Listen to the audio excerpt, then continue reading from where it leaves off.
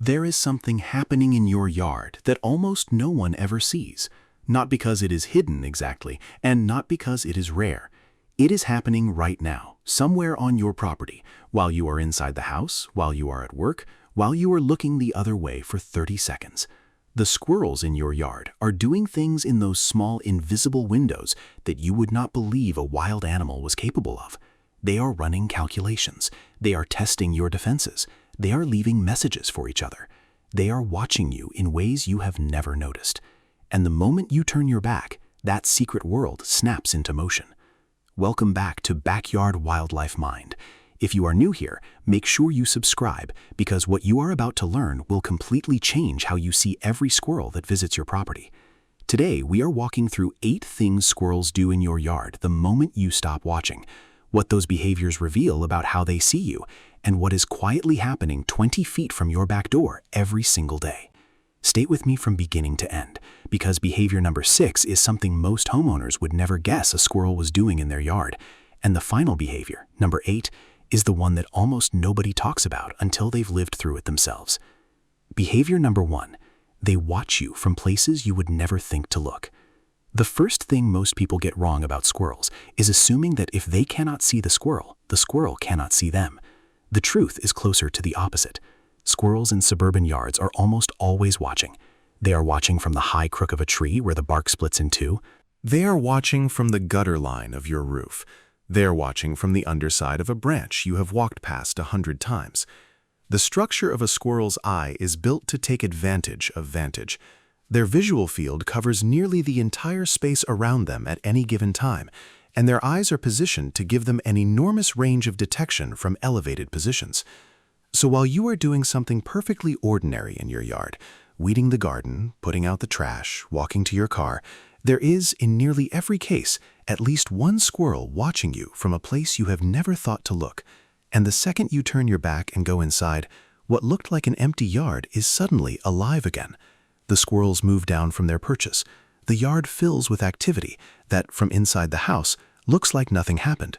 From the squirrel's perspective, your absence is the moment everything starts.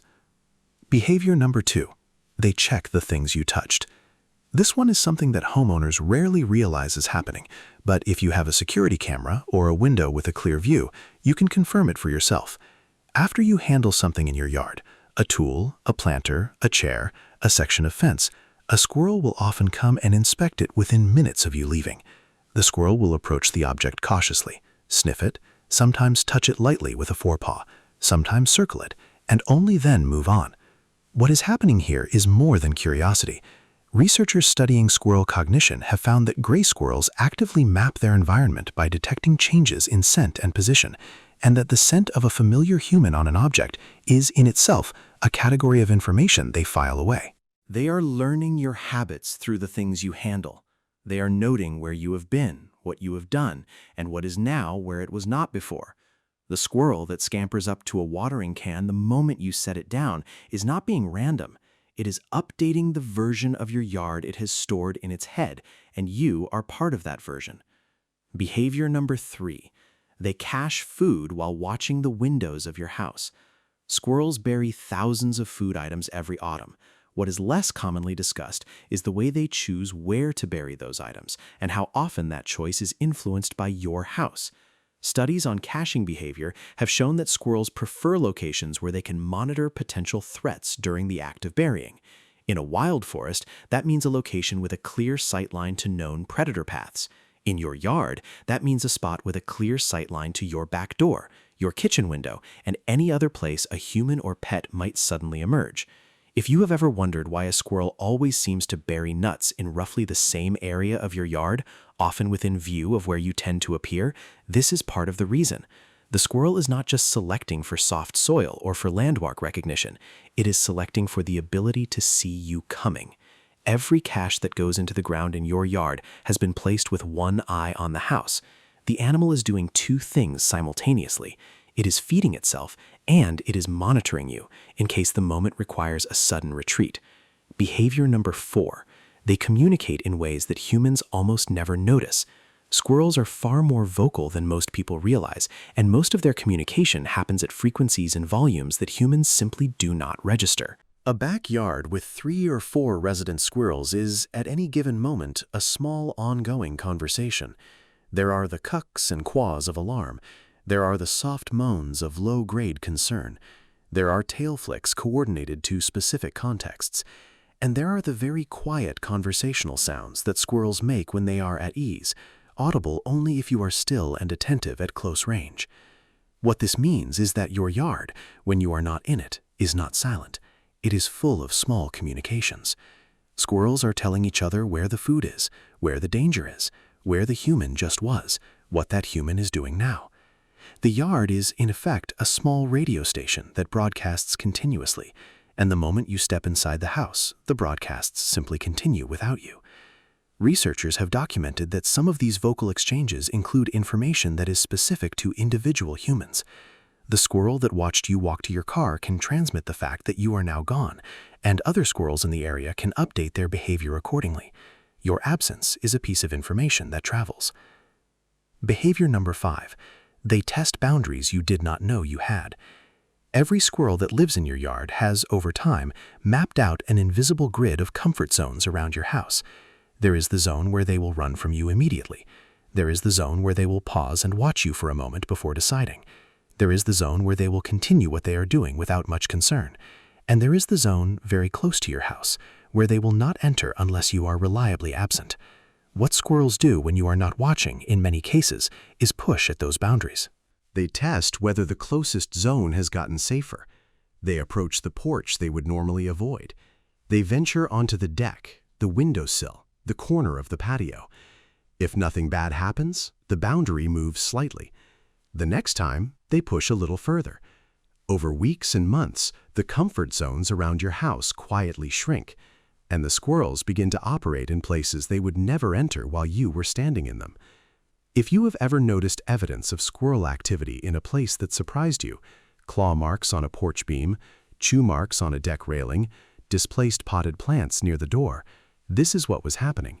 The animals were testing how close they could get when you could not see, and how close they could get is almost always closer than you would have guessed. Behavior number 6. They imitate behaviors they have seen humans perform.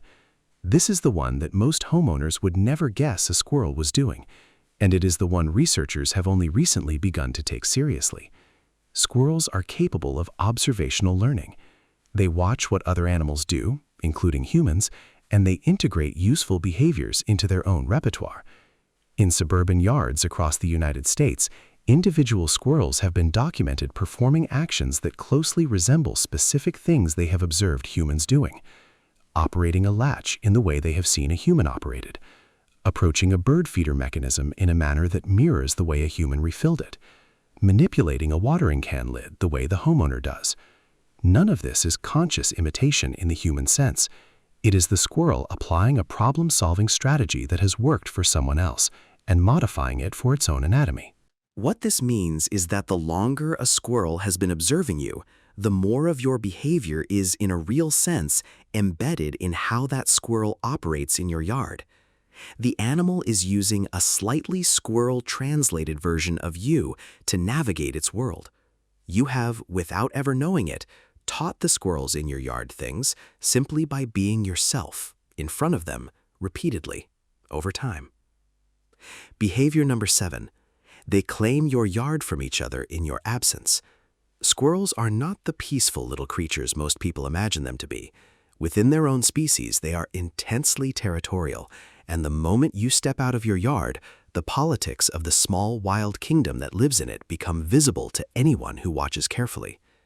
There are dominant squirrels that will chase others from the best feeding spots. There are subordinate squirrels that wait at the edges. There are juveniles testing the social order.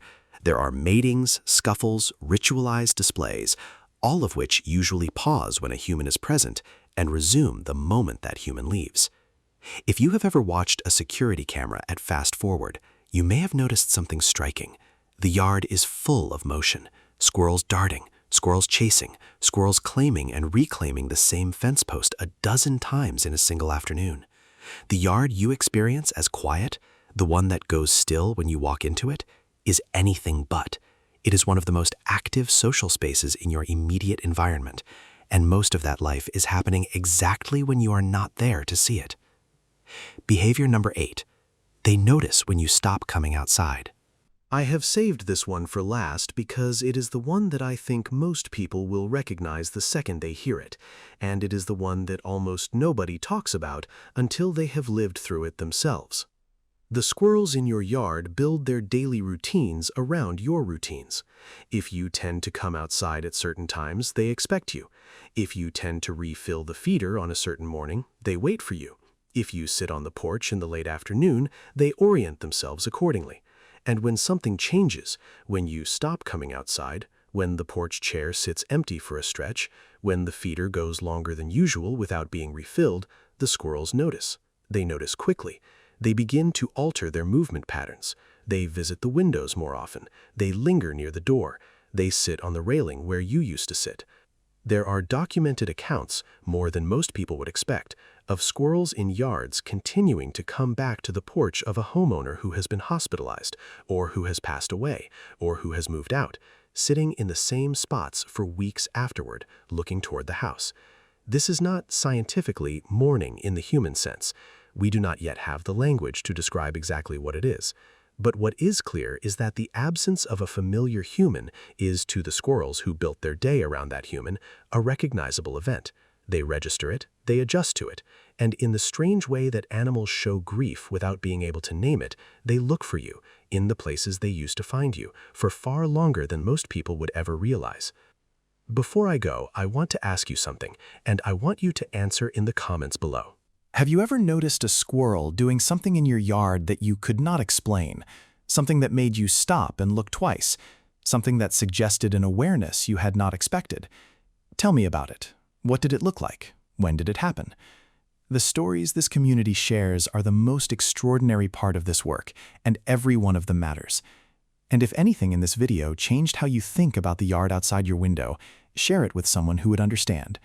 Sometimes the right perspective at the right moment changes what we notice for the rest of our lives. Thank you for being here at Backyard Wildlife Mind. I will see you in the next one.